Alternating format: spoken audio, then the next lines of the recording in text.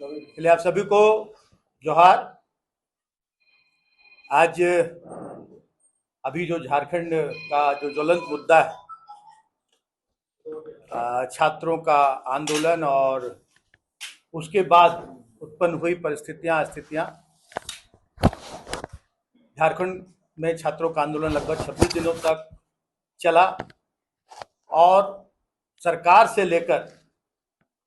झारखंड मुक्ति मोर्चा और हमारे India alliance के जितने भी दल के पदाधिकारी हों, कार्यकर्ता हों, झारखंड मुक्ति मोर्चा के जितने भी वर्ग संगठन, चाहे छात्र इकाई हो, युवा इकाई, महिला इकाई या व्यवसायी मोर्चा, हर वर्ग संगठन से लेकर झारखंड मुक्ति मोर्चा का पूरा नैतिक समर्थन छात्रों को मिला, क्योंकि छात्रों की मांग जायज थी। राज्य गठन के काल से ही जो संस्थाएं हैं, चाहे जेएसएससी हो या जेपीएससी हो, उनमें नियुक्तियों में अनियमितता की बातें आती रही हैं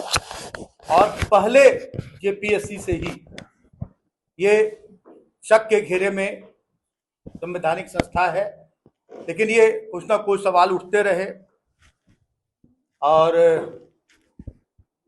सीबीआई जांच की भी अनुशंसा हुई। पहले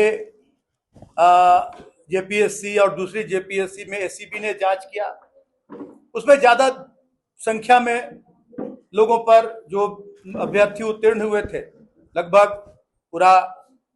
नंबर तो नहीं उपलब्ध, लेकिन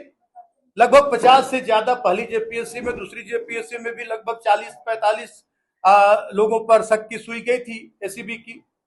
उसके बाद सीबीआई को सुपुर्द किया गया जांच।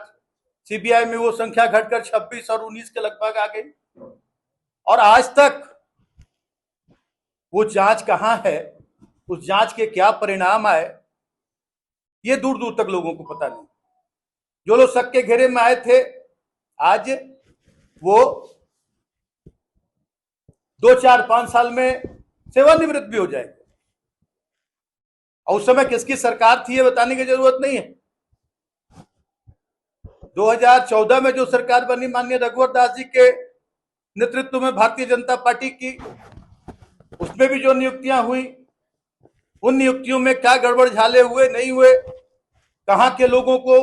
नियुक्तियां मिली, ये किसी से छिपा हुआ नहीं है, आपसे भी छिपा हुआ नहीं है। और अभी जो 26 दिनों तक छात्रों का आंदोलन जो यहां चला, निश्चित रूप से एक उबाल था। इतने दिन के मन से जो अंदर अंदर कुंठा थी वो उभरी और सभी लोगों का समर्थन, नैतिक समर्थन, हमारा राजनीतिक रूप से नहीं, लेकिन इस झारखंड के हितों के और झारखंडी युवाओं के अधिकारों की रक्षा हेतु सभी का नैतिक समर्थन हम लोगों का था। और शुरू से ही माननीय मुख्यमंत्री ने भी ये बात कही कि हर एक वर्ग के प्रति ये सरकार संवेदनशील है और खास करके युवा वर्ग, छात्रों के हितों की रक्षा के लिए तो सरकार किसी भी हद तक जा सकती है।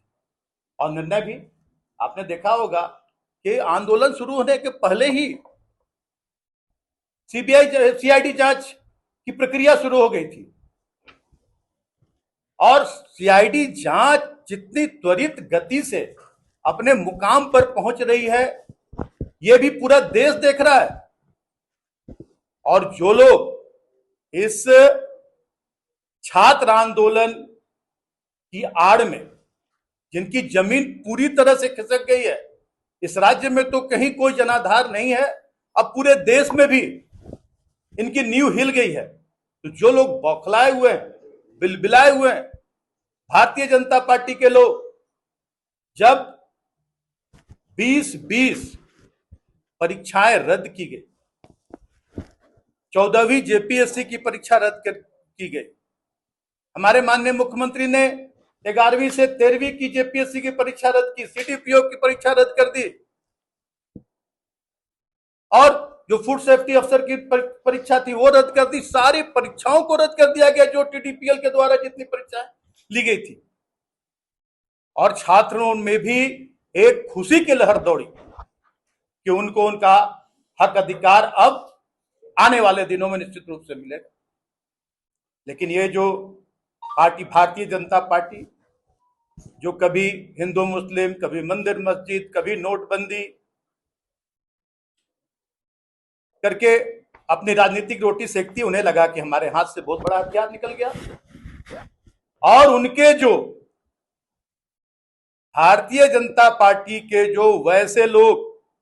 जो इस आंदोलन की आड़ में छात्रों को ब्लैकमेल कर रहे थे, चंदाखोरी कर रहे थे, जिनको आगे बढ़ाया गया था, उनका नाम मैं नहीं लेना चाहता, उनको जगह जगह जब ये आंदोलन समाप्त हुआ तो उनको फिर से उन्हें तैयार किया गया कि इस आंदोलन को बंद नहीं होने देना है। मामला न्यायालय में गया, न्यायालय में भी